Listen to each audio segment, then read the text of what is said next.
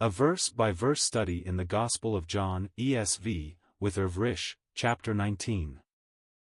What does John chapter 19 mean?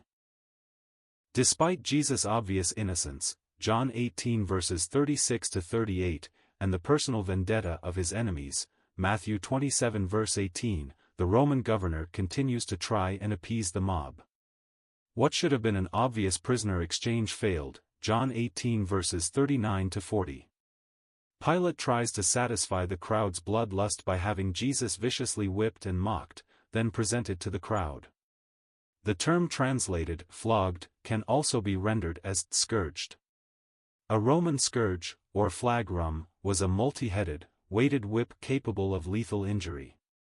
The man paraded to the public afterwards would have been a ragged, maimed figure, John 19 verses 1 to 5. The crowd's reaction is shocking. They respond not with sympathy for a mutilated man, but hatred for an enemy. Crucifixion was deliberately intended as dishonor and torture, so much so that Roman citizens were exempt from it. Not only is the mob demanding Jesus die, but they want him to die in the most graphic, horrible way possible. This partly explains Pilate's rhetorical response, "Do it yourself," despite knowing full well the Jews can do no such thing. Their reply, explaining that they are angry over Jesus' claims to be Son of God, only makes Pilate more nervous. Roman myths included demigods who hid among mortals. Those who abused these half-deities often suffered as a result. Combined with his wife's ominous warning, Matthew 27 verse 19, the governor has reason to be concerned, John 19 verses 6 to 8. Another private interview with Jesus gives no helpful answers. Jesus only responds to Pilate's frustrated demand for answers with a humbling reminder. Pilate's authority is not his own, it's merely borrowed from others. In a fundamental sense, Pilate has no control over this situation. He governs at the whims of the empire, is being bullied by an unruly mob, Matthew 27 verse 24, and is subject to the sovereign will of God. Pilate will then change tactics, apparently looking to avoid total humiliation. Despite the objections of Jesus' enemies, he will repeatedly refer to Jesus as King of the Jews, and issue a death sentence accordingly, John 19 verses 9 to 16. We know little about Golgotha other than it was just outside the borders of Old Jerusalem, near enough to be easily seen by many people. It was common for Romans to force condemned men to carry the horizontal beam of their cross to the execution site. Jesus has already been weakened by scourging, so impatient soldiers force a bystander to help, Matthew 27 verse 32, Mark 15 verse 21, Luke 23 verse 26. Crucifixion involved nailing a victim with cruel precision through the wrists and feet, arms apart and knees bent. A primary goal was to minimize blood loss and maximize pain. The result was an agonizing, horrific death that could last hours or even days, John 19 verses 17 to 18. Crucified victims were frequently labeled with their crimes, as a written warning to others. Pilate's chosen inscription is deliberately offensive. Jesus' enemies do not accept him as their king, but the sign reflects Rome's dominance over Israel. This is written in multiple languages and seen by many people, making it the first time Jesus is proclaimed to the world as king. In Latin, the words recorded here would be Jesus Nazarenus Rex Iudiorum.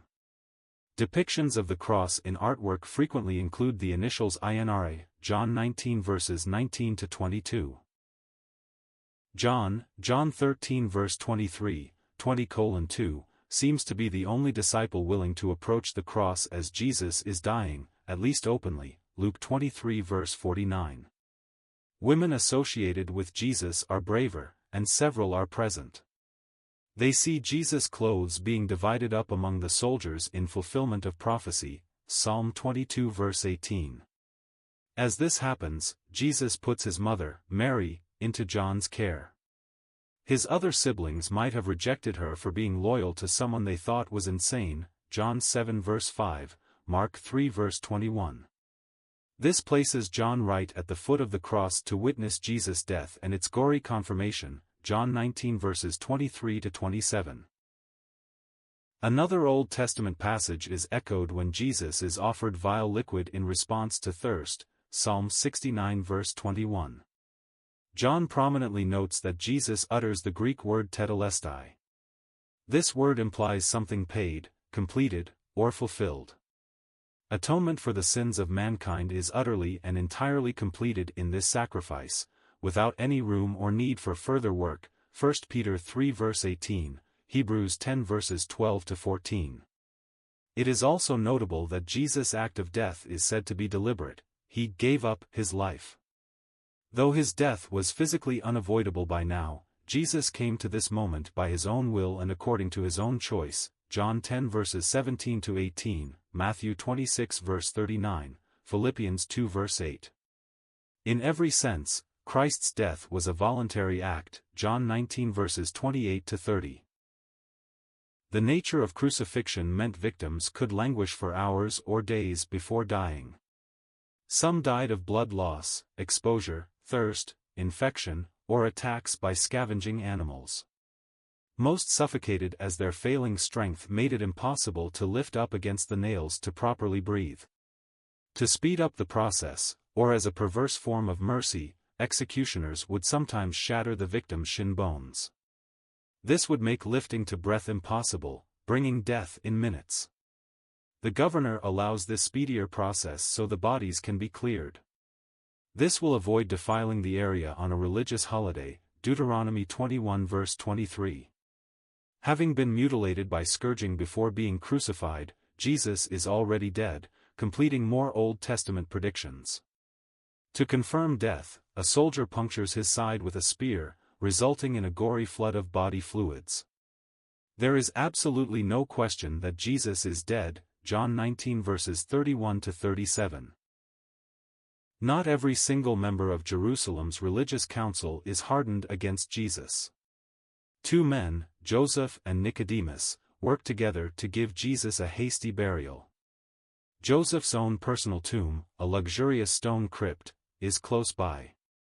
Jesus was penniless in life, Matthew 8 verse 20, yet will be buried with the rich, Isaiah 53 verse 9, further adding to fulfillment of prophecy, John 19 verses 38 to 42. This burial in a solid stone tomb, covered by a door, will factor into Jesus' miraculous resurrection. His enemies will petition to have the site guarded. They don't want anyone to steal the body and claim Jesus came back from the dead, Matthew 27 verses 62 to 68.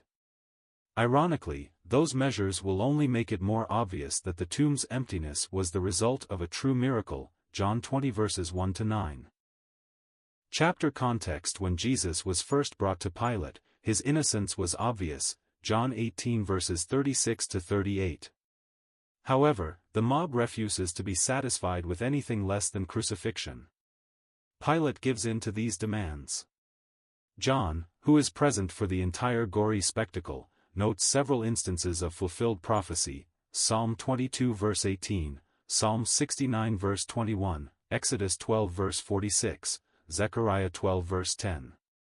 Jesus is then buried in the borrowed tomb of a rich man, Isaiah 53 verse 9, to complete yet another Old Testament prediction. A guard will be posted to ensure no one steals the body, Matthew 27 verses 62 to 68, which will only serve to confirm that Jesus' eventual resurrection was a true miracle, John 20 verses 1 to 8. Verse by verse.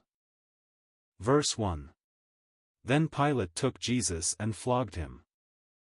Jesus is being interrogated by the Roman governor, Pilate, at the demand of Jewish religious leaders. Through private conversation, Pilate has already determined that Jesus is innocent. The conflict is clearly political and personal, yet Jesus' enemies are adamant that he be killed. They're even willing to see a murderer and actual insurrectionist released just to keep Jesus under condemnation, John 18 verses 33 to 40. Here, Pilate attempts a different tactic. Roman law was infamously harsh, but equally efficient. Even casual readers may wonder what purpose there is for flogging someone who is going to be executed. The answer is that Pilate, at this point, still hopes to see Jesus released. Pilate's plan seems to be that if he sufficiently humiliates Jesus and delivers enough physical abuse, the mob will be satisfied. The process described here is also known as scourging, which involves a specialized whip called a flagrum. This instrument typically included leather cords interwoven with lead weights, bones, rocks, hooks, nails, or glass. A severe scourging could easily result in death. After being maimed and humiliated, John 19 verses 2-3, Pilate will display Jesus for the crowd, attempting to show that enough has been done, John 19 verse 4. This will not work. Jesus' enemies will settle for nothing less than his death, John 19 verse 6. Context summary: John 19 verses 1-16 continues Jesus' interrogation by the Roman governor, Pilate. Pilate has already recognized Jesus' innocence and continues to look for ways to release him without an execution. Religious leaders refuse this, using the threat of a riot to coerce the governor. Eventually, Pilate gives in and orders Jesus to be crucified. Parallel accounts are found in Matthew 27 verses 24-30, Mark 15 verses 12-15, and Luke 23 verses 20-25. Verse 2. And the soldiers twisted together a crown of thorns and put it on his head and arrayed him in a purple robe. Pilate has already determined that Jesus is innocent. His only reason for continuing the charade is the threat of an angry mob, Matthew 27 verse 20. He's not interested in doing any favors for Jewish religious leaders, so he's looked for ways to have Jesus released, John 18 verses 33-40. When those efforts fail to appease the mob, Pilate orders Jesus to be flogged and abused. Flogging, also known as scourging, used a specialized whip called a flagrum. This combination of leather strips and weights sometimes included hooks, rocks, or glass, and could easily strip flesh from bone, John 19 verse 1. On top of being physically mutilated, Jesus is also shamed by Roman soldiers.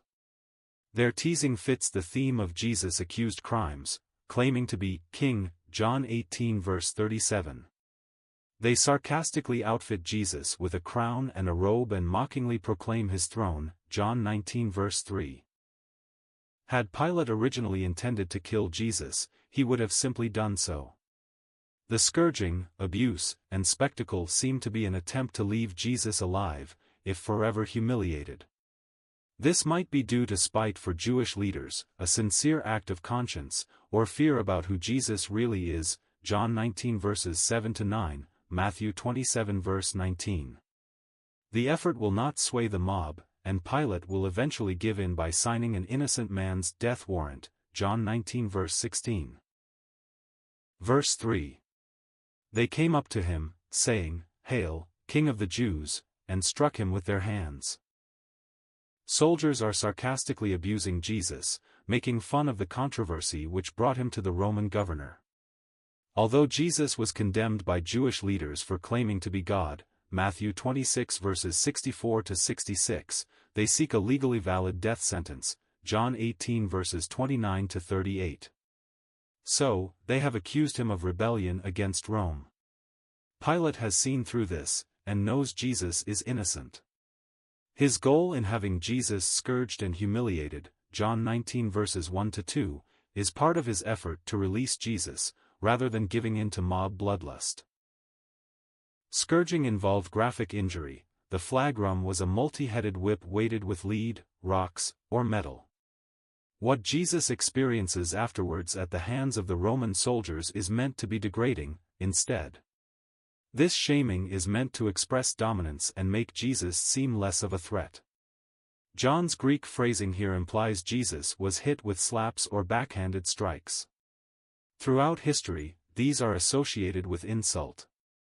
To mock a grown man and slap them around is an expression of contempt. It's meant to embarrass more than to hurt. Verse 4. Pilate went out again and said to them, "See, I am bringing him out to you that you may know that I find no guilt in him." Pilate is not stupid. He's seen enough to know that Jesus' message is not an immediate threat to Roman rule, John 18 verses 36 to 38. He can also tell Jewish religious leaders are pursuing a personal vendetta, Matthew 27 verse 18. However, they've also brought an agitated crowd, Matthew 27 verses 20 to 23. History tells us Pilate's governorship was strained. He was criticized for brutal tactics, and deliberately antagonizing the Jewish people. At this point, he was likely under a strict warning that major unrest would result in losing his position. Rather than simply tell the mob to disperse, Pilate is looking for middle ground. Even though the Jewish leaders want Jesus killed, Pilate would prefer not to do their dirty work for them. Having Jesus brutally whipped and humiliated, awful as it is, seems to be Pilate's attempt to spare Jesus' life. Now, he prepares to present a maimed, mocked, and apparently defeated Jesus to the crowd. In a modern setting, his words might have been, "Take a look, now, and see how much I've already done to an innocent man." The meaning of Pilate's declaration is really a question: isn't this enough? As John's account continues, we see the mob settle for nothing less than death. Verse 5. So Jesus came out, wearing the crown of thorns and the purple robe. Pilate said to them, "Behold the man." Jewish leaders didn't follow Jesus into Pilate's home over concerns about religious purity, John 18 verse 28. When Jesus was first taken in, he'd been punched and slapped, but not severely beaten, Matthew 26 verses 67 to 68, John 18 verses 22 to 23. The next time he's seen by the crowd, it's a horrific image. Jesus has been scourged, John 19 verse 1, flogged with a vicious whip braided with weights that left deep gashes. He's been taunted and bullied by the soldiers, dressed in mocking versions of a crown and robe. Pilate's words here are something like the English phrase, "Look at this." The punishment is already severe. Jesus has been savagely beaten, some victims of scourging did not survive, and openly degraded by the Romans. Pilate is not assigning any guilt to Jesus. He's hoping the crowd will be satisfied with what's happened so far. Much to Pilate's surprise, the crowd is not merely hostile, they are hateful. They will demand Jesus face not just whipping, not just death, but the vilest punishment delivered by Rome, crucifixion, John 19 verse 6. Pilate will be taken aback at this level of spite and continue to look for ways to avoid giving in to the mob's demands, John 19 verses 6 and 12. Eventually, however, he will give in and have an innocent, abused man condemned to a gory death. Verse 6. When the chief priests and the officers saw him, they cried out, "Crucify him, crucify him." Pilate said to them, "Take him yourselves and crucify him, for I find no guilt in him." The Roman governor, Pilate, is resisting the Jewish leadership's efforts to have Jesus killed. He knows this is a personal vendetta, Matthew 27 verse 18, and Jesus is not a political revolutionary, John 18 verses 36 to 38. History suggests Pilate was under intense pressure to avoid civil unrest. Now, at the start of a major religious holiday, he's looking to appease a mob demanding the death of an innocent man. With that in mind, Pilate had Jesus brutally scourged, John 19 verse 1, and allowed soldiers to bully and mock him, John 19 verses 2 to 3. When Pilate presented this mangled figure to the crowd, he assumed it would be enough to satisfy their anger, John 19 verses 4 to 5. Instead, they call for Jesus to suffer the worst of all Roman punishments, crucifixion. This sadistic process was not only agonizing, but also designed to stretch pain and embarrassment into a days-long ordeal. What the crowd seeks here is not just death, but a hateful, ugly death. Even the notoriously vindictive Pontius Pilate is taken aback at this nasty, spiteful demand. His reply of "Do it yourself" is rhetorical. He knows the Jewish people cannot and will not do so on their own. A partial explanation for this anger comes in the following verse, John 19 verse 7. And yet, it will give Pilate another reason for pause. Verse 7. The Jews answered him, "We have a law, and according to that law he ought to die because he has made himself the Son of God. When Jewish leaders brought a mob to demand the death of Jesus, Pilate recognized it as a personal feud, Matthew 27 verse 18. In private interviews, he's already determined that Jesus is innocent of any crimes against Rome, John 18 verses 36 to 38. However, Pilate's governorship of Judea was notoriously tense. He was likely told he'd be punished if there was another major incident of unrest. So, he's looking for ways to satisfy the crowd's bloodlust without completely giving in. That began with having Jesus savagely whipped and mocked before being displayed before the crowd, John 19 verses 1 to 4.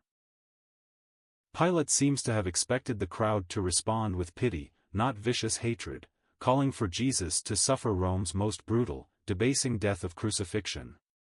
His first reaction was the equivalent of the modern expression, "do it yourself." This rhetorical answer says more about how extreme the request is than about Pilate's willingness to see it happen. John once again uses the term, the Jews, as a reference to Israel's political and religious leaders. These are the men who have conspired to bring Jesus to this point, John 11 verses 48 to 53. Their explanation to Pilate is that Jesus committed an act of blasphemy so vile that they want him brutally executed. What they don't entirely realize is that referring to Jesus as the Son of God raises further doubts in Pilate's mind, John 19 verse 8. Verse 8. When Pilate heard this statement, he was even more afraid. In Pilate's encounter with Jesus, it's clear he recognizes much of what's really happening. This is a personal feud on the part of Israel's religious leaders, Matthew 27 verse 18, John 11 verses 48 to 53. Jesus is no political revolutionary, John 18 verses 36 to 38. Other gospel writers note that Pilate's wife is also worried about the prospect of harming Jesus, Matthew 27 verse 19. When Pilate has Jesus brutally whipped and mocked, he thinks that might appease the mob, John 19 verses 1 to 5. Instead, they demand his crucifixion, John 19 verse 6. Demanding such a brutal death seems to shock Pilate. Jerusalem's religious leaders explain that Jesus has committed blasphemy, something for which they want him to suffer, John 19 verse 7. They use the phrase, Son of God, accurately accusing Jesus of using that title, Matthew 26 verses 63 to 66. What they probably don't expect is that this association only makes Pilate more reluctant. Roman mythology included a host of demigods, men with one divine parent.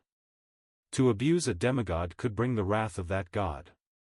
Saying that Jesus claims to be Son of God concerns Pilate enough to ask more questions, starting with, "Where are you from?" as shown in the next verse, John 19 verse 9. Verse 9. He entered his headquarters again and said to Jesus, "Where are you from?" But Jesus gave him no answer. Pilate had ample reasons to avoid putting Jesus to death. The conflict with religious leaders is obviously personal, Matthew 27 verse 18. Jesus is clearly not a political threat, John 18 verses 36 to 37. Pilate's own wife has expressed concerns, Matthew 27 verse 19. To make matters worse, Jewish leaders have now told Pilate that Jesus claims to be the Son of God, John 19 verse 7. This is true, Matthew 26 verses 63 to 66, but instead of considering it blasphemy, Pilate is afraid it might be true, John 19 verse 8. In Roman religion, it was possible for gods to have children with mortals. These demigods were usually favored by their divine parent, so those who harmed a demigod could expect consequences. Pilate's fear and motivation to again speak with Jesus is probably rooted in that concern. He's already had Jesus viciously whipped and humiliated, John 19 verses 1 to 5, though the crowd wants more, John 19 verses 6 to 7. If there's any reason to think Jesus is connected to some deity, he won't dare have him killed. However, Jesus doesn't respond. He knows Pilate has no interest in deep thinking over these issues, John 18 verse 38. He's not familiar with Jewish scriptures or prophecies, John 18 verse 35.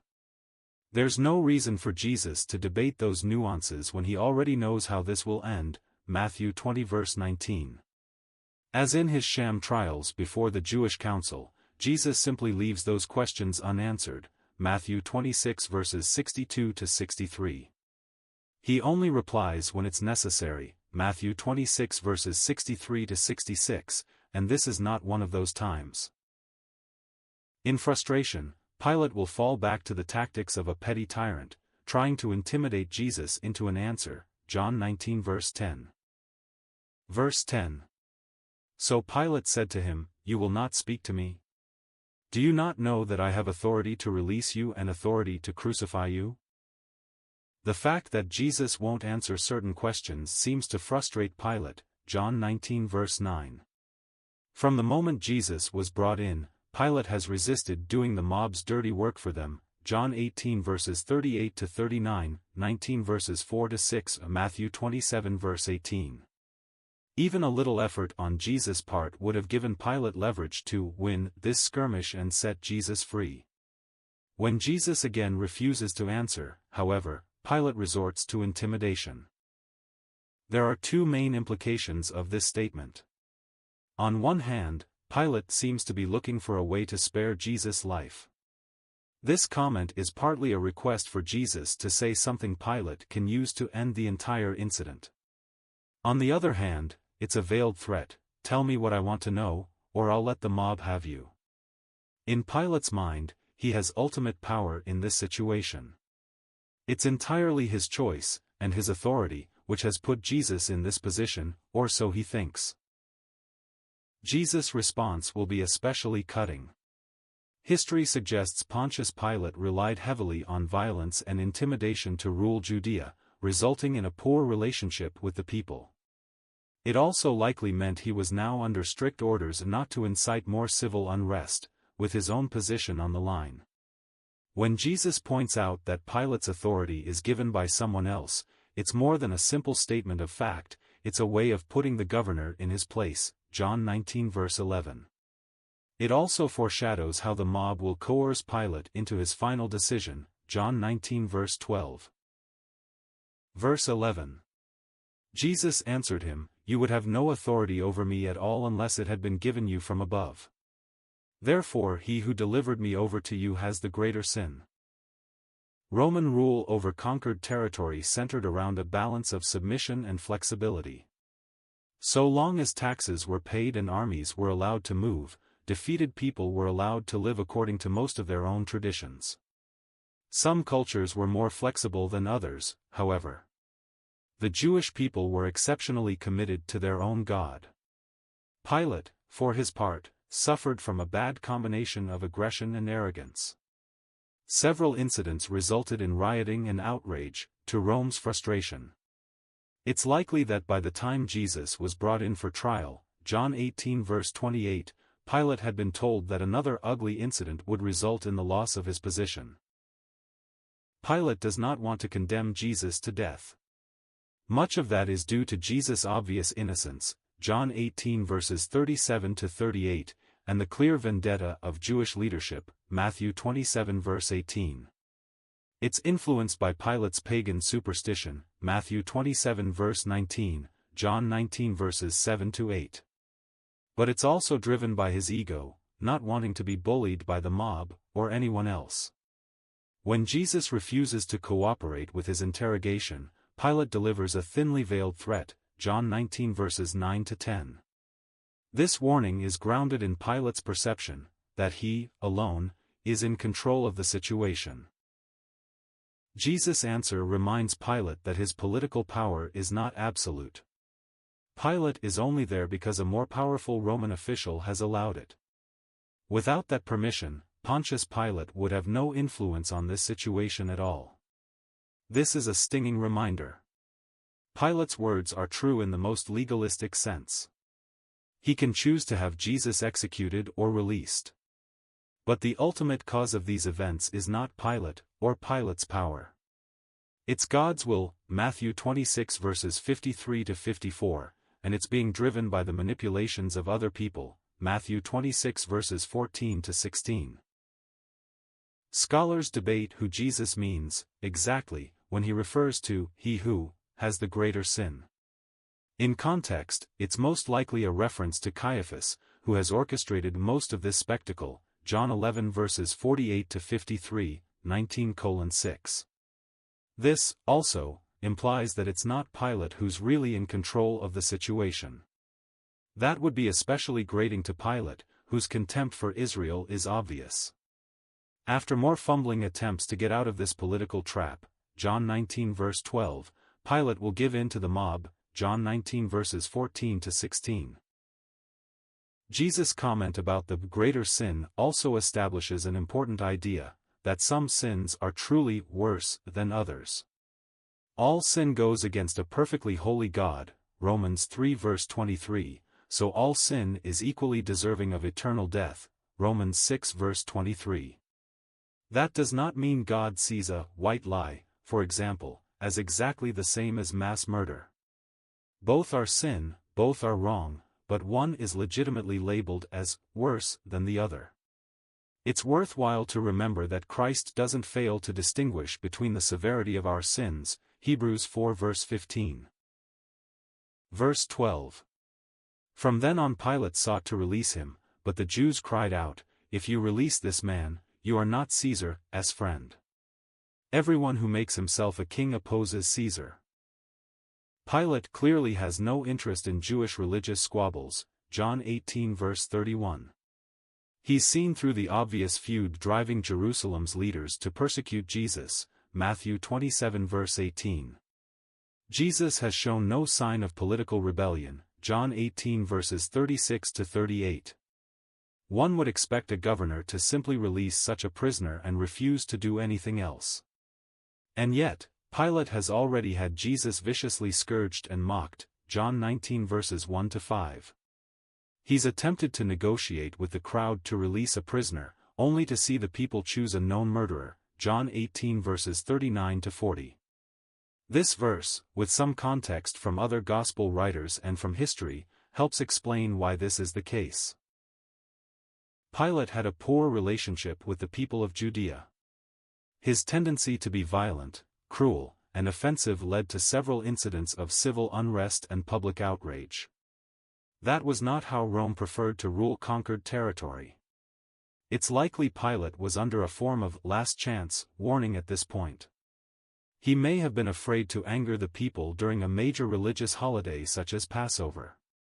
Making this more difficult, Jesus' enemies have brought along a crowd, Mark 15 verse 15, who make it clear they're ready for trouble, Matthew 27 verse 24. The comment recorded here is pure propaganda. Pilate already knows Jesus made no claims to earthly kingship. Those orchestrating Jesus' death, John 11 verses 48 to 53, are creating a political trap. Innocent or not, the mob is demanding Jesus' death. That same mob cynically claims they are motivated by loyalty to the Roman Empire, John 19 verse 15. Pilate will be forced to choose between two options. He can refuse to bow to the mob, release an innocent man, and risk a riot. Or he can give in to his own subjects, execute an innocent man, and maintain his position. At this point, Pilate makes his decision, and immediately changes tactics. His main objective now will be to save face, to deflect being humiliated over losing this political game, John 19 verses 13 to 15. Verse 13. So when Pilate heard these words, he brought Jesus out and sat down on the judgment seat at a place called the Stone Pavement, and in Aramaic Gabbatha. The Roman governor, Pontius Pilate, had more than enough information to render judgment when Jesus was first brought in for trial. He was aware of Jesus' popularity with the people, Matthew 21 verses 10 to 11. He could see through the transparent jealousy of Jesus' enemies, Matthew 27 verse 18. A short conversation made it clear Jesus was no political revolutionary, John 18 verses 36 to 38. And yet, the people have demanded Jesus face a brutal death, John 19 verses 6 to 7. Pilate's only reason for humoring the mob, John 19 verses 1-5, has been his desire to avoid unrest during this busy, overcrowded religious holiday. Once the Jewish religious leaders make it clear there will be a riot if Jesus is not executed, Matthew 27 verse 24, Pilate makes his choice. The Roman Empire has zero concern for Jewish blasphemy laws, John 18 verses 28-31. It does care when conquered subjects reject Roman authority. To save face, Pilate will repeatedly refer to Jesus as your king, as a way of connecting his death to anti-Roman rebellion. This also allows Pilate a way to sneer in the face of the Jewish people.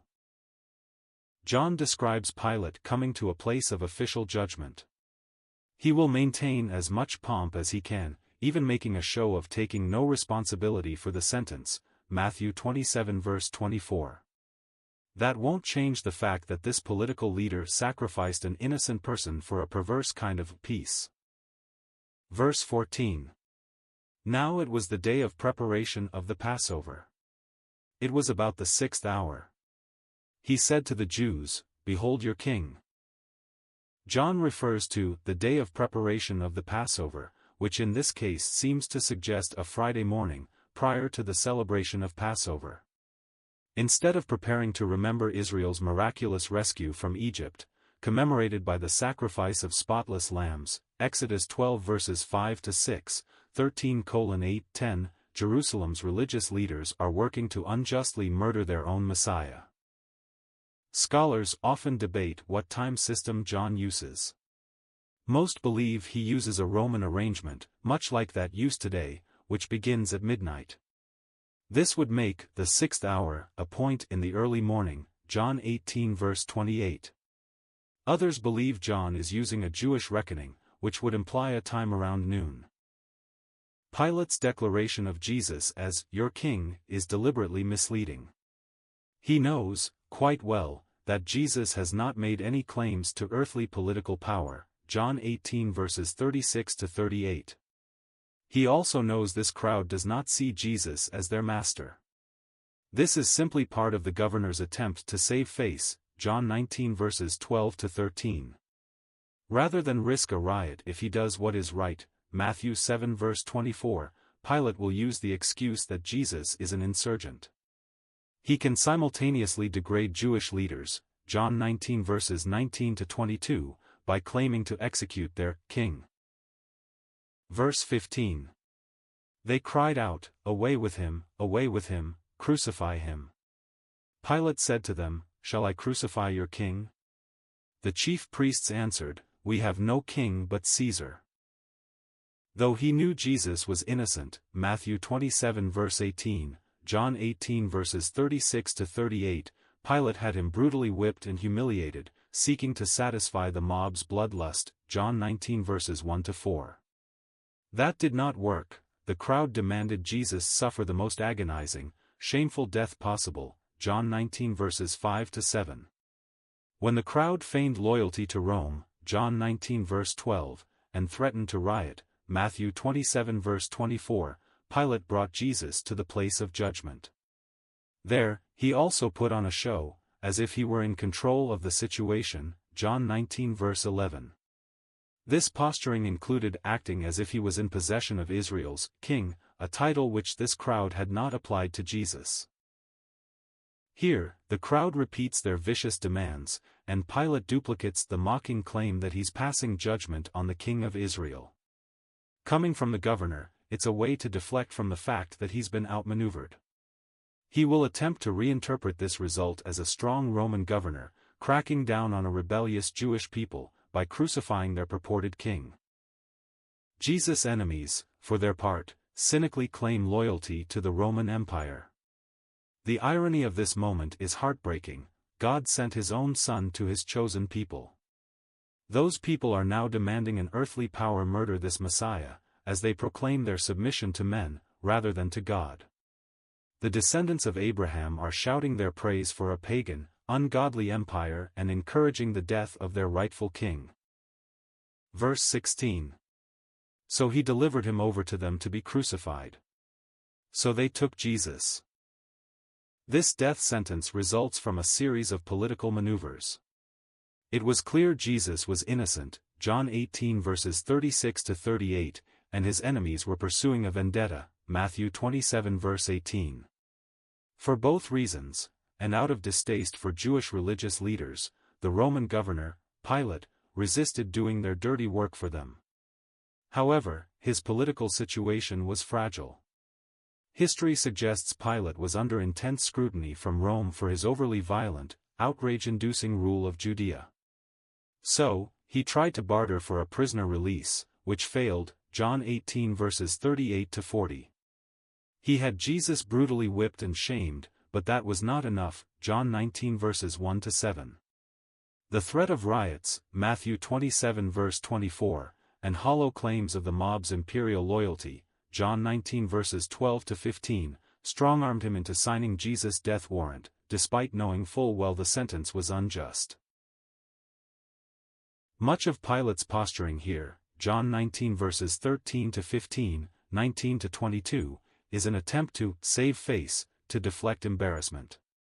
By pretending Jesus is being executed for insurrection, he can recast this sentence as an act of Roman superiority. Labeling Jesus, King of the Jews, as he's being brutalized and humiliated is meant as a gesture of disrespect towards the Jewish people. What the crowd demands, and Pilate commands, is a process designed to be cruel and offensive. In that era, crucifixion was so horrific it was only spoken of indirectly. The purpose of crucifixion was not merely to end a life, it sought to destroy a person's reputation, their image, and their legacy. Victims were subjected to intense domination, shame, exposure, and then given a death that could last days, while maximizing their physical pain. Both body and dignity were deliberately violated with maximum cruelty. John's concise explanation of the verdict and its completion, John 19 verse 18, masks the brutality involved. Jesus' crushing anxiety in the Garden of Gethsemane, as he anticipated this moment, speaks to the horror entailed, Matthew 26 verses 38 to 42, Luke 22 verse 44. Verse 17. And he went out, bearing his own cross, to the place called the place of a skull, which in Aramaic is called Golgotha. Artwork commonly depicts Jesus carrying a complete, lowercase t-shaped cross to the execution site. Roman efficiency, however, meant the vertical post was usually fixed permanently in the ground. This made it much faster and easier to place the victim. Most victims were forced to transport the horizontal beam, which could still be the size of a modern railroad tie. In Jesus' ragged condition, John 19 verse 1, this would have been especially difficult. At one point the executioners will become impatient and force a bystander to carry it, Matthew 27 verse 32, Mark 15 verse 21, Luke 23 verse 26. The other men who will be executed today, John 19 verse 18, don't need such assistance. Forcing the condemned to walk along a public road, bringing their own execution tool, seems cruel. This is a deliberate component of Roman crucifixion, to be as shameful, embarrassing, and humiliating as possible. The location of Jesus' death is named Golgotha, clarified by John to mean skull. Latin translations of the Bible use the corresponding term Calvaria, leading to the site being called Calvary in English. The location of the crucifixion site has been subject to centuries of debate. All we know for sure is that it was outside the ancient borders of Jerusalem. It was probably located very close to a main road, and elevated, so victims could be easily seen, John 19 verses 19 to 20. While a few landforms near Jerusalem today resemble skulls, the name of this place probably has more to do with its use for executions than its shape. It's likely deliberate that Scripture only provides general locations, such as cities and towns, for Jesus' birth, death, and resurrection. The natural human temptation to idolatry, 2 Kings 18 verse 4, would have made these inappropriate objects of reverence. Sites so identified by tradition have that exact problem today. In and of themselves these physical locations are irrelevant to the meaning of the gospel. Context summary: John 19 verses 17 to 30 describes Jesus' unjust execution by crucifixion. The Roman governor, Pilate, ironically puts a sign on Jesus' cross proclaiming him King of the Jews. This angers Jewish religious leaders, but the governor refuses to take the sign down or change the wording.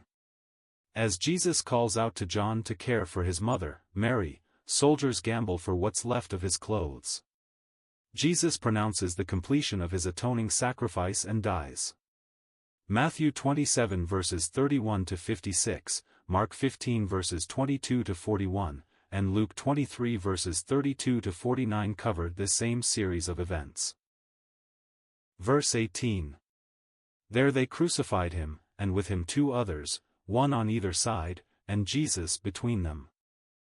John's description of this event is concise, masking the brutality involved. Roman crucifixion was so shameful and barbaric that Roman citizens were exempt from it. Victims were usually stripped naked, John 19 verse 23, and forced to carry at least the horizontal beam to the execution site, John 19 verse 17. This site was frequently chosen for visibility, maximizing witnesses. The process, itself, was much more precise than what's often depicted in artwork and modern popular culture. When everything went as intended, a crucifixion victim would languish in indescribable agony for as long as several days. Eventual death came through exposure, suffocation, or blood loss. This horrific process inspired the English term for maximum pain, excruciating, from a Latin reference to crucifixion. Crucifixion victims could be nailed through the palms of the hands, but the more common location was just above the wrist, between the bones of the forearm. Wide-headed spikes, slightly thinner than a finger, and about length of the hand, would pierce a major nerve, resulting in constant agony. This would also avoid major blood vessels, prolonging the pain, and provide enough support for the weight of the body. Similar attention was given to the feet, attached through a major nerve, not a blood vessel, and allowing for weight to hang. Most victims were nailed with slightly bent legs and widespread arms. Mass crucifixions sometimes resulted in bored executioners using more bizarre positions. Normal crucifixion posture left the victim's weight hanging by the 2 wrists, pulling the chest wide and making it hard to breathe outwards. To breathe properly, the victim had to pull against the wrist nails or push against the foot nails. Using the legs was much easier, but both were brutally painful. There they would hang, exposed to weather, wild animals, infection, thirst, and constant agony. Eventually, one or all those would cause death. Most commonly, the victim would tire of struggling to breathe, lose the ability to lift against the nails, and slowly suffocate. This could take several days, after which the body was often left to rot as a public spectacle. Breaking the shins of a crucified victim would greatly accelerate the process. This would make it impossible for them to push with the legs, eliminating the ability to properly breathe, causing suffocation within several minutes. Jesus' death will come in a matter of hours, even without such measures. The scourging he suffered from Pilate's men, John 19 verse 1, would have made him weak, already suffering serious blood loss. By the time executioners tend to the other condemned men, Isaiah 53 verse 2, Jesus will be dead, John 19 verses 31 to 33. Verse 19. Pilate also wrote an inscription and put it on the cross. It read, Jesus of Nazareth, the King of the Jews. Crucifixion was an act of violation and terror. Victims were subjected to humiliation, their nude, mutilated bodies hung in public, as they slowly died in unimaginable pain. Most often, bodies were left to decay and scavengers. All of this sent a message about Rome's power and dominance. Along with those purposes, crucifixion victims would often be labeled with the crimes, so passers-by would connect those acts with their consequences, John 19 verse 20. Pilate is the Roman governor who ordered Jesus' execution. He knew Jesus was the innocent victim of a personal feud, John 18 verses 36 to 38, Matthew 27 verse 24. However, Pilate was also successfully bullied by a mob. His constant references to Jesus as King of the Jews, John 19 verses 14 to 15, have two purposes. One is to preserve Pilate's ego. The crucifixion becomes a powerful Roman leader destroying the king of a lesser nation, instead of a cowardly politician executing the innocent to preserve his own power. The other purpose is more direct. The crime for which Rome is executing Christ is insurrection. The religious leaders who conspired to have Jesus executed, John 11 verses 48 to 53, will be offended at this label, John 19 verse 21. They don't acknowledge Jesus as king, in any sense, John 5 verses 39 to 40, Matthew 23 verse 37.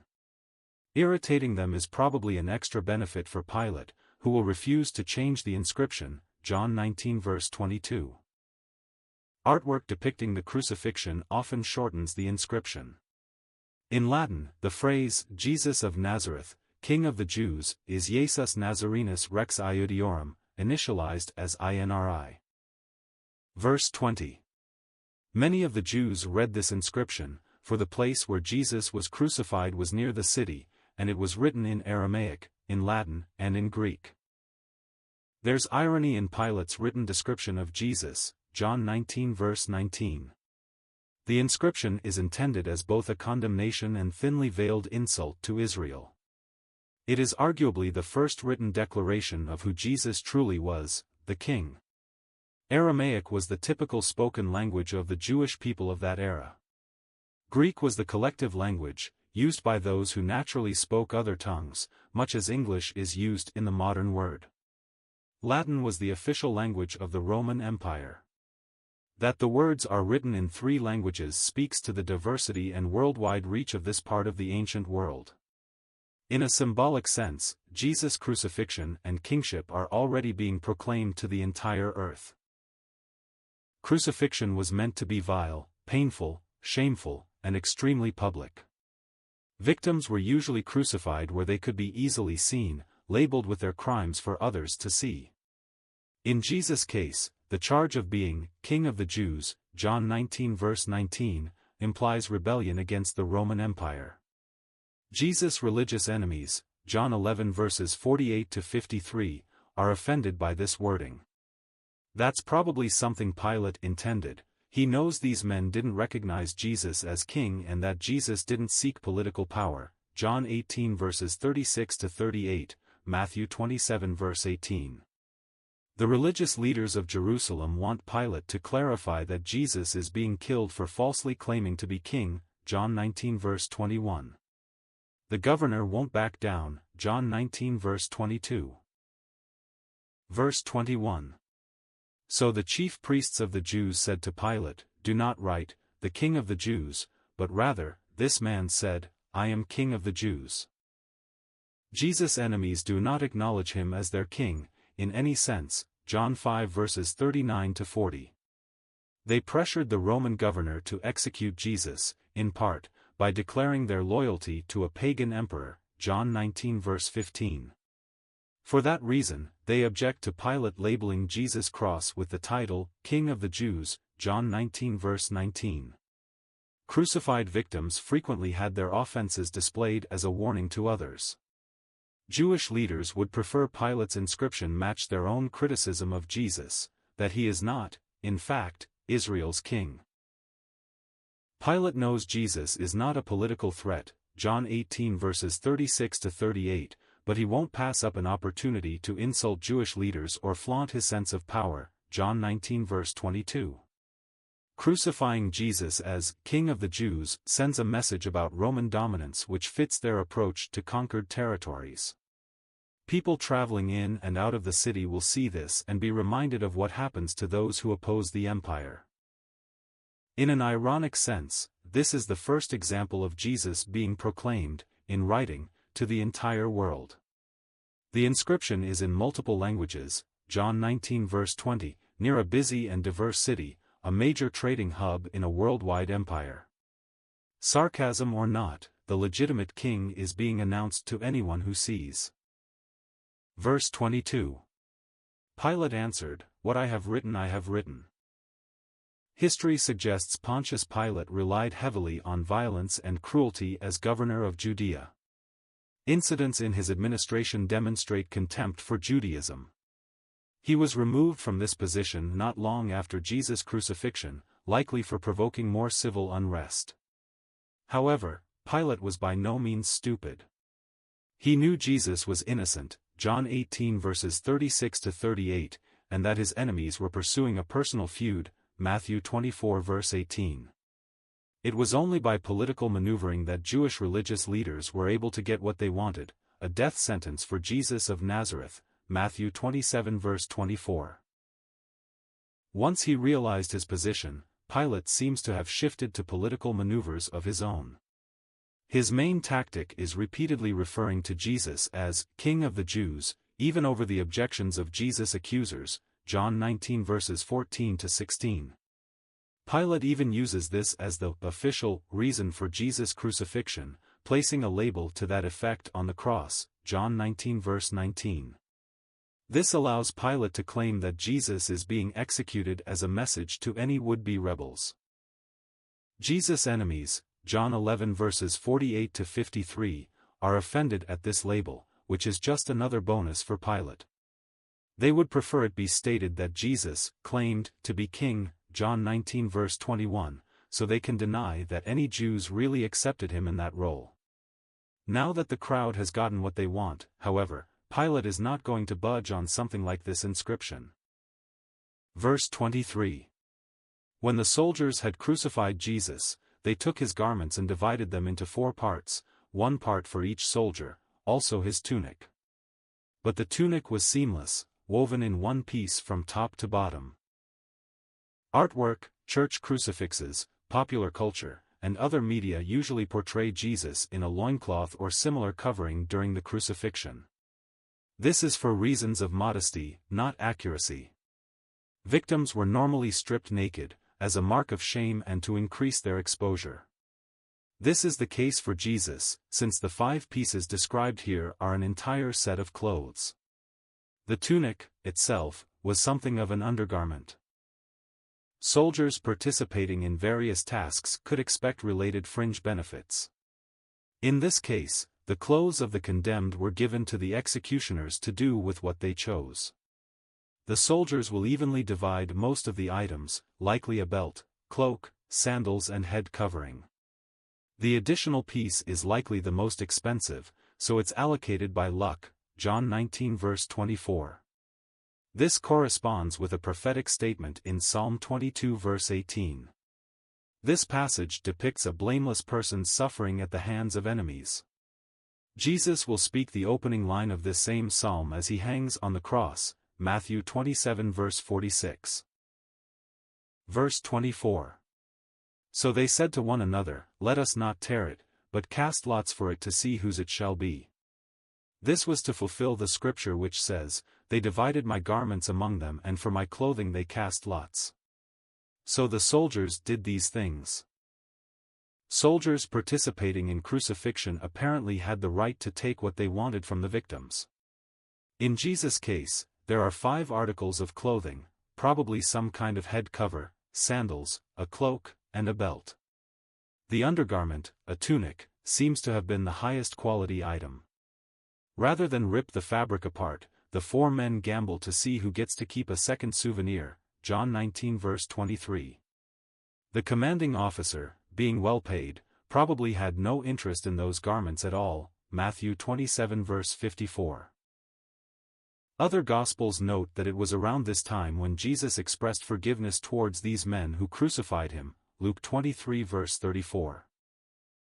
John, also known as one whom Jesus loved, John 13 verse 23, has been brave enough to come close to the cross during this time, John 19 verse 26.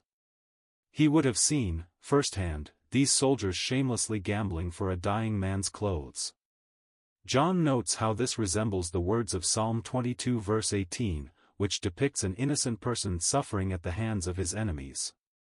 Later, as he nears death, Jesus will recite the opening lines of this same psalm, Matthew 27 verse 46. Verse 25. But standing by the cross of Jesus were his mother and his mother's sister, Mary the wife of Clopas, and Mary Magdalene. Unlike modern executions, crucifixion was intended to be as public as possible. Crosses were placed where they could be easily seen. The location of this execution is near enough to the city, John 19 verse 20, that many people can see what is happening. None of Jesus' followers or family would need special permission to be here. Given that Jesus is being executed, at least officially, for opposing Roman rule, John 19 verse 19, the situation is more complex. Being associated with Jesus at this point could be dangerous. Risks aside, it's tragic to note that only one of the disciples, John 13 verse 23, is nearby to see his master's death, John 19 verse 26. Whether any others are hiding nearby is unknown, Matthew 26 verse 56, John 20 verse 19. Any who happen to be watching are doing so from a considerable distance, Luke 23 verse 49. Adding to their shame, of the 5 people known to be there for Christ during his crucifixion, 4 are women. In that culture, women were dismissed as powerless, weak, and easily abused. Jesus did much to dispel those myths, and even at his execution, the women who followed him proved braver than most of the male disciples, John 16 verse 32. Jesus's mother could be forgiven for not wanting to watch something so horrifying. Yet, here she is. That this is happening, at all, fulfills a prophecy given when Mary first learned she would bear Jesus, Luke 2 verse 35. Scholars are not entirely sure who Mary's sister is. Some believe it might be Salome, Mark 15 verse 40, 16:1. It's possible this person is also the mother of the disciples John and James, Matthew 20 verse 20. This is the first time John's Gospel mentions Mary Magdalene. She is referred to by other scriptures as someone Jesus healed of possession by 7 demonic spirits, Luke 8 verse 2. Her main contribution to the Gospel story, however, will come when she encounters Jesus after his resurrection, John 20 verse 18. Verse 26. When Jesus saw his mother and the disciple whom he loved standing nearby, he said to his mother, "Woman, behold, your son." The disciples' fearful abandonment of Jesus is reflected in their absence at the cross, John 16 verse 32. Only John, often referred to vaguely as one loved by Jesus, John 13 verse 23, is known to be there. If other disciples are watching, they are very far away, Luke 23 verse 49. Also present are at least 4 women who are followers of Jesus, John 19 verse 25. One of those women is Jesus' own mother, Mary, Matthew 1 verse 16. An early prophecy about her involvement in Jesus' life, Luke 2 verse 35, is coming true as she watches him die. Jesus refers to Mary using a polite, formal title, much as he did when speaking to her at the wedding in Cana, John 2 verse 4. What he says to here is not a request for attention. He does not mean, "Look at me, your son, and what is happening to me." As the next verse shows, Jesus is referring to John, John 10 verse 27, telling Mary to now consider him her own son. By telling John to see Mary as his own mother, Jesus is ensuring that Mary will be cared for. This might be a short-term provision, as Jesus has other siblings who ought to be able to care for Mary, Mark 3 verse 31. He may only need John to take her in until she's able to reconnect with those family members. However, those other brothers and sisters are not yet supportive of Jesus' ministry, John 7 verse 5. It's possible that with Jesus gone, there is no one else willing or able to see to her welfare. The suggestion that John took her to his own home, John 19 verse 27, implies this is a permanent arrangement. Verse 27. Then he said to the disciple, "Behold, your mother." And from that hour the disciple took her to his own home. Only a handful of Jesus' followers are present to witness his crucifixion in any meaningful way, Luke 23 verse 49. Of these, only one disciple, John, is identified, John 13 verse 23, 19:26. The rest are women associated with Jesus' ministry, John 19 verse 25. In the ancient world, elderly people depended entirely on their family for support in old age. Women were especially vulnerable, so an older woman without children was in dire straits. Jesus has siblings, Mark 3 verse 31, but they aren't supportive of his ministry, John 7 verse 5. They might even have disavowed Mary for her loyalty to someone they think is crazy, Mark 3 verse 21. It's also possible Jesus simply needs John to care for Mary until she can reunite with those other family members. That she's said to be taken into John's home, at this moment, suggests something permanent. Either way, Jesus cares enough about his mother to make arrangements for her, even while suffering a shameful, painful death. Verse 28. After this, Jesus, knowing that all was now finished, said, "To fulfill the scripture, I thirst." At many times in the Gospel of John, John skips details covered in other writings. Instead, he focuses on personal details not available in those scriptures. Even at the crucifixion, this pattern continues. John skips over most of Jesus' statements from the cross. So far, he has only included Jesus' command to care for his mother, John 19 verses 26 to 27. Here, he records another fulfillment of Scripture that comes just before Jesus finally dies. Gospel writers often point out Old Testament statements which echo in Jesus' life and ministry. John mentioned one of these, Psalm 22 verse 18, when soldiers were gambling for Jesus' clothes, John 19 verse 24. Jesus himself spoke the opening words of Psalm 22 from the cross, Matthew 27 verse 46. Here, John notes a parallel between the suffering described in Psalm 69 verse 21 and what happens to Jesus in this moment, John 19 verse 29. Something that would typically be thought of as disgusting is offered in response to thirst. Sour wine is likely a vinegar. This may be the same or similar to what Jesus refused when he was placed on the cross, Matthew 27 verse 34. If the liquid has numbing properties, Jesus would have rejected it at first, so he would be fully aware and in control during his crucifixion. Now, however, he knows that death is unavoidable and imminent. It's also possible this was presented to Jesus in a teasing, mocking way by his executioners. Verse 29. A jar full of sour wine stood there, so they put a sponge full of the sour wine on a hyssop branch and held it to his mouth. What John describes here as sour wine may be an especially strong alcohol, or vinegar mixed with water. This may or may not be the same liquid which Jesus refused when he was first put on the cross, Matthew 27 verse 34. Knowing he is seconds away from death, John 19 verse 28, he would no longer have to worry about any numbing effects of the drink. Another possibility is that this unpleasant substance is being given to Jesus as a form of torment, one last sneer from his executioners.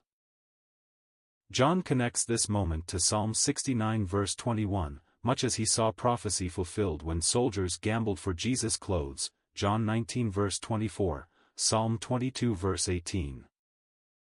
Hyssop has a spongy quality, so it might have been used to offer Jesus a drink without having to hold up the entire jar.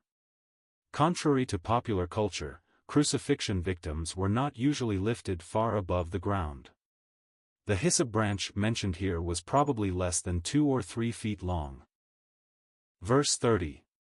When Jesus had received the sour wine, he said, "It is finished," and he bowed his head and gave up his spirit. The sour wine mentioned in prior verses was either something meant to numb pain, Matthew 27 verse 34, or simply a harsh liquid that happened to be nearby when Jesus noted his thirst, John 19 verse 28. Either way, Jesus knew he was seconds away from death. John presents Jesus' declaration here using the Greek word tetelestai. Archaeologists have found this word inscribed on records to indicate debts which have been paid, or obligations which have been met.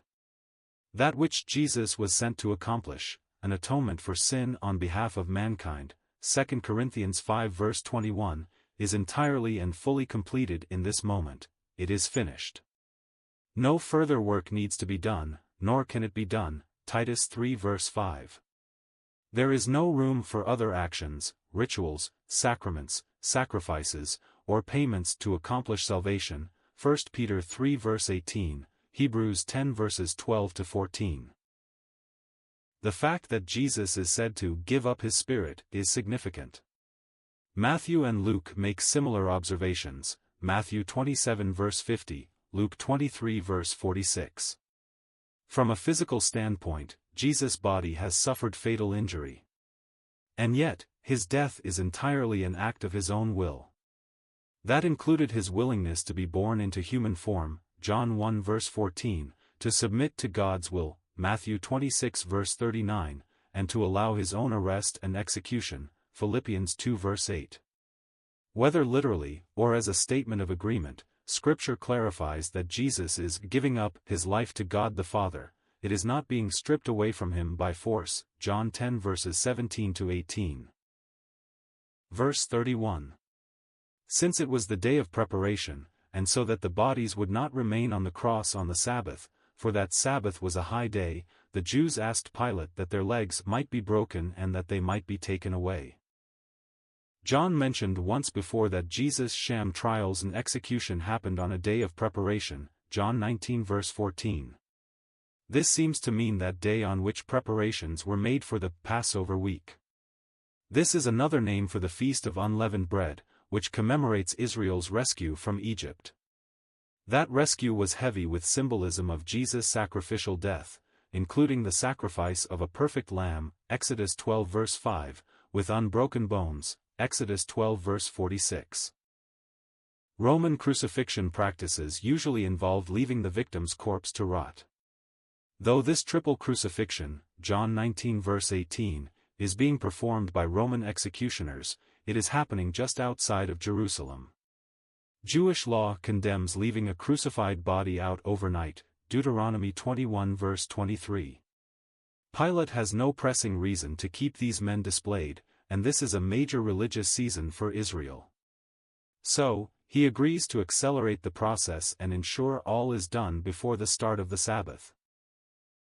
Crucifixion was designed to maximize pain and extend the process of death.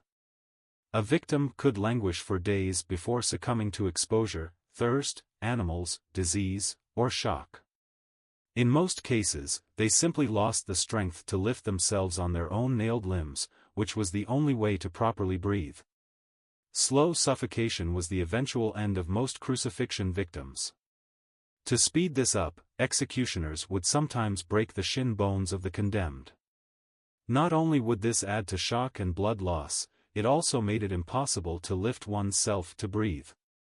Death would come in minutes, rather than hours or days.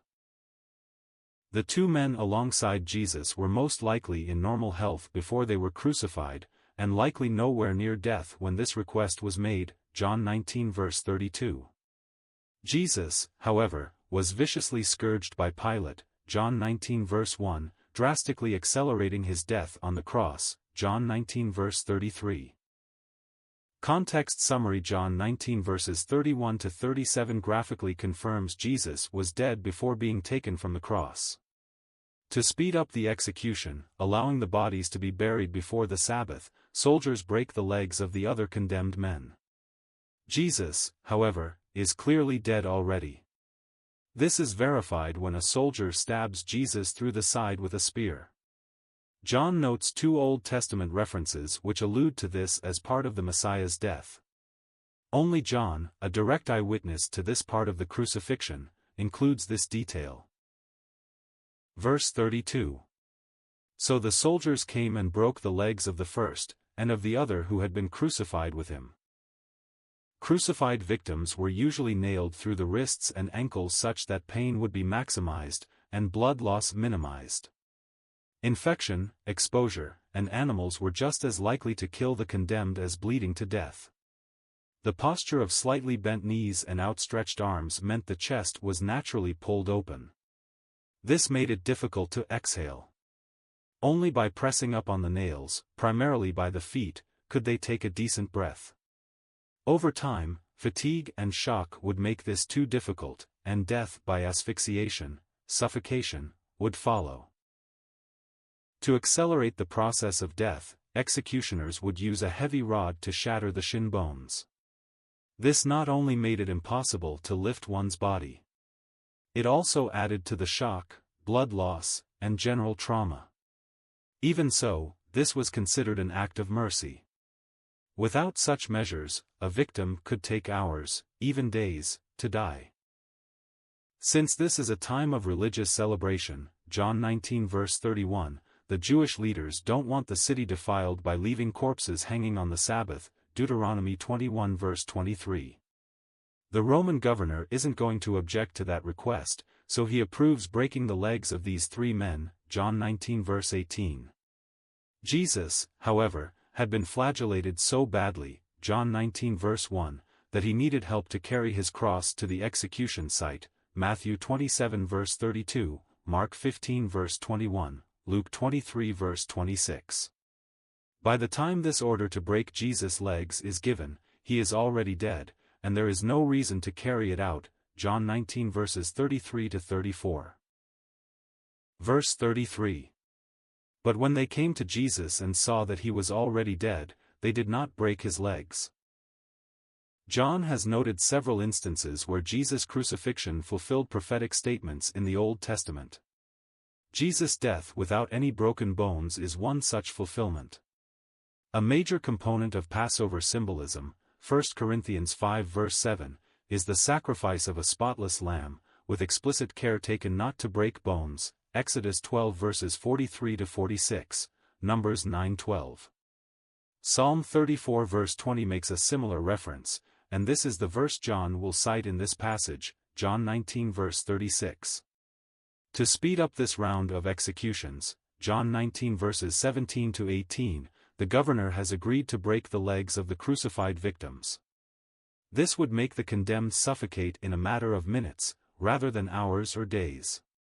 The two men on either side of Jesus are killed in this way, John 19 verse 32. Jesus, however, was scourged with a Roman flagrum prior to being crucified, John 19 verse 1. This multi-headed whip was woven with lead weights, rocks, glass, or hooks, and could easily kill a victim. When the soldiers come to hurry Jesus' death, it's clear he's already dead, John 19 verse 30. Perhaps at the request of Pilate, Mark 15 verse 44, the Roman executioners will leave no doubt, John 19 verse 34. Verse 34. But one of the soldiers pierced his side with a spear, and at once there came out blood and water. Most crucifixion victims died within hours, or days, in unspeakable agony. This could come by infection, thirst, exposure, animals, blood loss, or shock. In most cases, Roman crucifixion ended in suffocation, as victims lost the strength to push against their impaled limbs to breathe.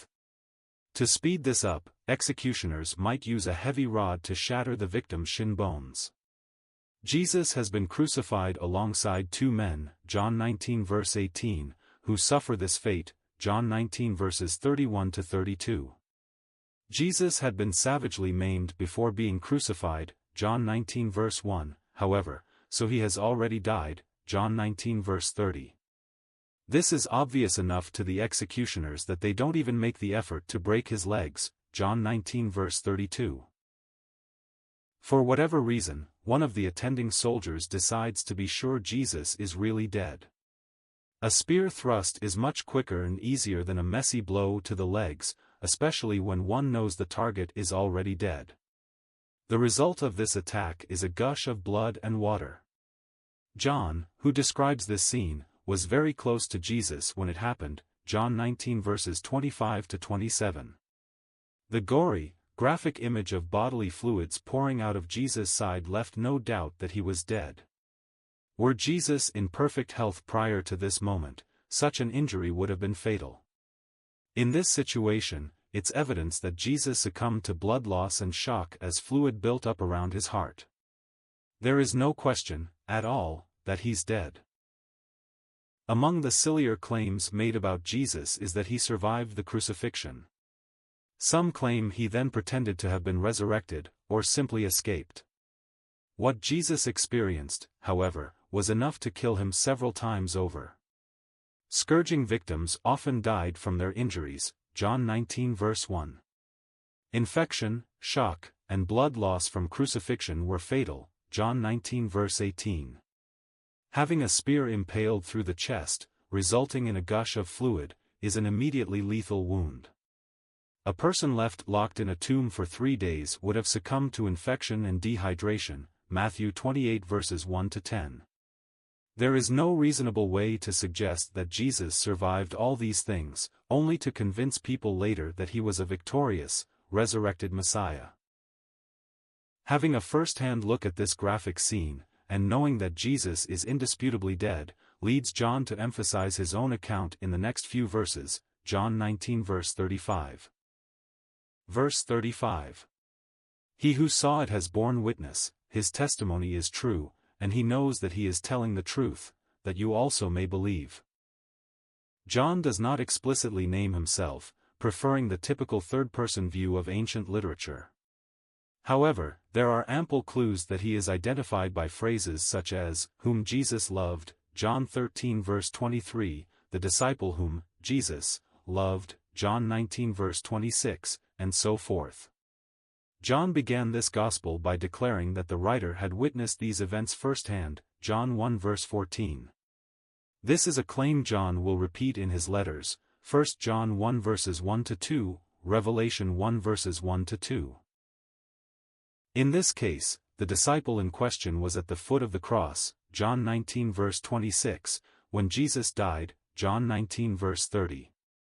He was also there to see soldiers break the legs of the other condemned men, John 19 verse 32, but not Jesus, who was already dead, John 19 verse 36. He was there to see a spear stabbed into Jesus' side, resulting in a gory flood of bodily fluids, John 19 verse 34. John's reason for including this declaration seems to have two purposes. In one sense, this expresses the horror of what he saw. Intense awareness that one has seen something awful is part of the trauma eyewitnesses experience. After seeing some significant event, most especially distressing ones, witnesses often emphasize the fact that they saw it. It happened right in front of me, I watched the whole thing, I saw everything, and so forth. John saw his beloved master maimed and murdered, then watched a soldier mutilate the corpse. That would have been harrowing, to say the least. The other reason John emphasizes this point is the main purpose of his gospel in the first place, John 20 verses 30 to 31. The disciples of Christ wanted others to know the truth, and to be confident in it, 1 John 5 verse 13. Others might deny some of these events, but John can say with absolute certainty that he was there when it happened, 2 Peter 1 verse 16. Verse 36. For these things took place that the scripture might be fulfilled, not one of his bones will be broken. Old Testament prophecy comes up several times in John's description of the crucifixion. Earlier, as Jesus was dying, soldiers rolled dice to split up his clothes, John 19 verses 23 to 24. This connects to Psalm 22 verse 18, which depicts an innocent man suffering at the hands of his enemies. Jesus is given a vile liquid in response to his thirst, John 19 verses 28 to 29. John sees this as an echo of Psalm 69 verse 21. To speed up execution, the Roman governor gave permission to break the legs of the condemned men, John 19 verses 31 to 32. Jesus was already dead by then, John 19 verse 33, though a soldier confirmed this by impaling the corpse with a spear, John 19 verse 34. The reference cited here seems to be Psalm 34 verse 20. That passage speaks of God's ultimate rescue of those who are righteous. The prior verse, Psalm 34 verse 19, speaks of God delivering the righteous out of their suffering. While Jesus is killed on the cross, he will soon be resurrected, a rescue out of death that demonstrates his divine nature. The fact that Jesus did not break any bones also corresponds to his role as the perfect Passover lamb, 1 Corinthians 5 verse 7. Israel sacrificed spotless lambs at Passover, Exodus 12 verse 5, being careful not to break their bones, Exodus 12 verse 46. That a sinless man, Hebrews 4 verse 15, has been killed without broken bones corresponds to these prophetic images. Verse 37. And again another scripture says, they will look on him whom they have pierced. At Passover, Israel would sacrifice spotless lambs, Exodus 12 verse 5, being careful not to break any bones, Exodus 12 verse 46. This was symbolic and prophetic.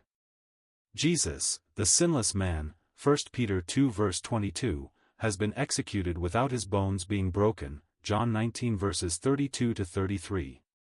This is yet another fulfillment of prophecy, Psalm 34 verse 20. John also noted soldiers gambling for Jesus' clothes, John 19 verse 24, Psalm 22 verse 18, and giving him sour wine, John 19 verse 28, Psalm 69 verse 21, as references to the Old Testament. Among the more traumatic things John witnessed at the foot of the cross, John 19 verse 26, was a soldier impaling Jesus' side after his death. This resulted in a gruesome rush of fluids, John 19 verses 34 to 35. Even though Jesus was also pierced by the nails used in crucifixion, the spear wound was a dramatic fulfillment of yet another Old Testament prophecy. The passage John has in mind is Zechariah 12 verse 10. This section of prophecy refers to an eventual realization, by all of Israel, that they have pierced their own king and Messiah. The cynical claims of Jerusalem's religious leaders, John 19 verse 15, and the sarcastic sign placed on Jesus' cross, John 19 verse 19, contribute to this sense of rejection. Verse 38. After these things Joseph of Arimathea, who was a disciple of Jesus, but secretly for fear of the Jews, asked Pilate that he might take away the body of Jesus, and Pilate gave him permission. So he came and took away his body. As in any large group, there was diversity among Jerusalem's religious leaders. Not every member rejected Christ's claims. Nicodemus, who came to speak to Jesus in private, John 3 verses 1 to 2, was a Pharisee and member of the ruling council. He is an example of a traditional leader who maintained a sincere interest in truth, John 7 verse 51. Most likely, such men were deliberately excluded from the hasty, secret midnight meeting which condemned Jesus to death, Matthew 26 verses 57 to 59, Luke 23 verses 50 to 51. Joseph of Arimathea is one of these spiritually open religious leaders. His sincerity does not translate to courage. While Nicodemus was at least willing to challenge his peers, John 7 verse 51, we have no public expressions from Joseph until after Jesus is dead. His fear is understandable, given the hardened views of most of the council, John 9 verse 22, and their murderous approach to Jesus' ministry, John 11 verses 48 to 53. On the other hand, associating with Jesus after his death is still a risky choice, John 20 verse 19. Joseph's nerve might have come about late, Mark 15 verse 43, but his act demonstrates compassion and bravery. He will be joined by the other known religious leader who believes in Christ, Nicodemus, John 19 verse 39, as they bury Jesus in Joseph's own tomb, Matthew 27 verse 59. The abnormality of a poor man, Matthew 8 verse 20, being buried in the extravagant crypt of a rich leader, John 19 verse 41, is also a fulfillment of prophecy, Isaiah 53 verse 9. Context summary: John 19 verses 38 to 42 describes Jesus' hasty burial. A member of the Jewish leadership and secret follower of Jesus, Joseph, gets permission to bury Jesus. He works with Nicodemus, who has also been secretive about his faith. They quickly wrap Jesus in grave cloths and place him in a borrowed tomb. Parallel passages are Matthew 27 verses 57 to 61, Mark 15 verses 42 to 47, and Luke 23 verses 50 to 56. Verse 39. Nicodemus also, who earlier had come to Jesus by night, came bringing a mixture of myrrh and aloes, about 75 pounds in weight. Nicodemus is the only person associated with the Jewish religious leaders who seems to have been open about his views. He visited Jesus in private, John 3 verses 1 to 2, but also spoke up in Jesus' defense among his peers, John 7 verse 51. Here, he joins with another council member, Joseph, who has gotten permission to take Jesus' body for burial, John 19 verse 38. It's almost certain that the group who condemned Jesus to death in a sham trial deliberately excluded men like these, Matthew 26 verses 57 to 59, Luke 23 verses 50 to 51. Nicodemus brings along common burial materials. Rather than remove organs or embalm a body, Jewish people typically covered the corpse in perfumes to allow a controlled, natural decay. The original Greek of this verse lists these as totaling 100 litras, with each litra being just under 330 grams. This represents roughly 75 modern pounds, or 33 kilograms. Nicodemus and Joseph have little time to bury Jesus, John 19 verse 31. Fortunately, Joseph's own personal tomb, Matthew 27 verse 59, is close by, John 19 verse 41, and has been recently completed. Verse 40. So they took the body of Jesus and bound it in linen cloths with the spices, as is the burial custom of the Jews. Joseph of Arimathea and Nicodemus are two members of the Jewish religious council, Luke 23 verses 50 to 51, John 3 verses 1 to 2, who are open to Christ's teachings. With little time to prepare, John 19 verse 31, they work together to hastily bury Jesus. Fortunately, Joseph's own personal crypt is nearby, John 19 verse 41. Nicodemus has brought along the proper burial spices, John 19 verse 39, and Joseph arranged with the Roman governor to take Jesus' body, John 19 verse 38. Wrapping a corpse in cloth was a way to keep the bombs in contact with the body and discourage flies and insects. When Lazarus was resurrected by Christ, John 11 verses 43 to 44, he had to be untied from these grave cloths. In contrast, when Peter and John come to investigate this same tomb, the strips of cloth will be lying there, empty, John 20 verses 1 to 8. Jesus' earthly ministry did not involve great wealth. In fact, Jesus had very little in the way of possessions during his time of active teaching and preaching, Matthew 8 verse 20.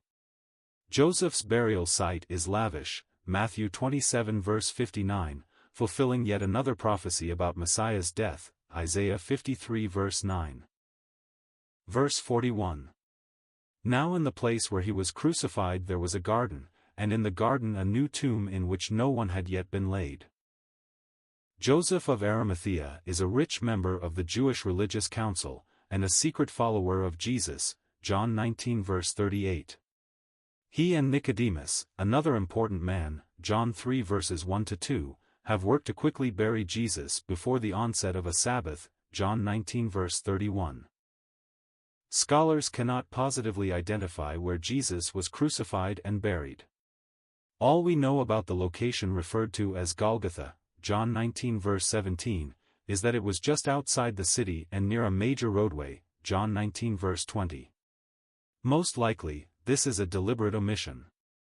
Humanity has a tragic habit of turning souvenirs into objects of worship, 2 Kings 18 verse 4.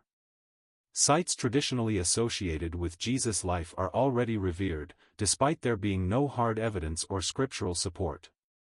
The fact that Jesus' burial site is technically unknown might be an intentional step on God's part. Jesus was notably poor during his active ministry, Matthew 8 verse 20. A garden tomb cut out of rock, Luke 23 verse 53, with a secure door, Luke 24 verse 2, was an extravagant luxury. The crypt is borrowed from Joseph, Matthew 27 verse 60. That Jesus is penniless in life, but buried with the rich, fulfills another prophecy from the Old Testament, Isaiah 53 verse 9. That the tomb is easy to guard, Matthew 27 verses 62 to 66, will add to the miraculous nature of Jesus' eventual resurrection, John 20 verse 1.